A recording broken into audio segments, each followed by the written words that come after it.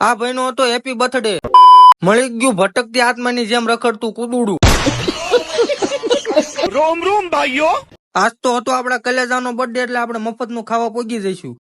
ત્યાં પોગ્યા પછી ખબર પડી કે મફતનું ખાવા આટલું બકાલું લેવું પડશે. અને પછી લઈ લીધા ટમાટા, રીંગણા ને બટાકા. જોતા જ ખબર પડી જાય આ કારખાનાનો કારીગર છે. ફ્લાવરમાં હીરો ગોતે છે. કરી દો બોટાદ વાળા કોમેન્ટ કે કોણ મારી ઘોડે ચકલે બકાલું લેવા આવ્યું છે. તો ફાઇનલી આપણે બકાલું લઈ લીધું. તાતો ખૂંટીએ આપી દીધો. બોલે તો મોરે મોરો. ખાતા ખાતા મોજ તો કરે જ તેને. કૂતરાને ભાગનું હતું ઈ ખાઈ ગયા આવડા. અને આ જો ફોનમાં એમ કે આપણો બર્થડે એટલે રાખ્યો ગામ ધુમાડો બંધ. હજી તો બકાલું લાવીને મૂક્યું જ છે. તાતો કૂતરું કિલો ટમાટા ખાઈ ગયું. મોજ પડી ગયો આજ તો.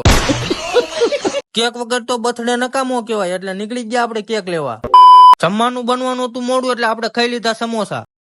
પછી તો હું ગમાડી કેક ને નામ લખાયું ધમુડી. પછી તો ભાઈએ હળગાયું રોકેટ. અને પછી કરી નાખ્યો વિખરેલા વાઘ જેવો.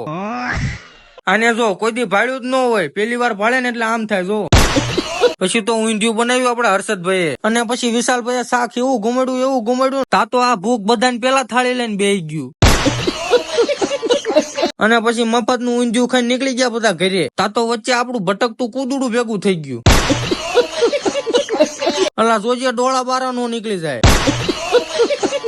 ઓલા પાછળ ઉભા ભાઈ સમજી ગયા હવે આ મીઠી મીઠી વાતો કરશે એટલે કઈ નાખશે આપણો ગાળ્યો.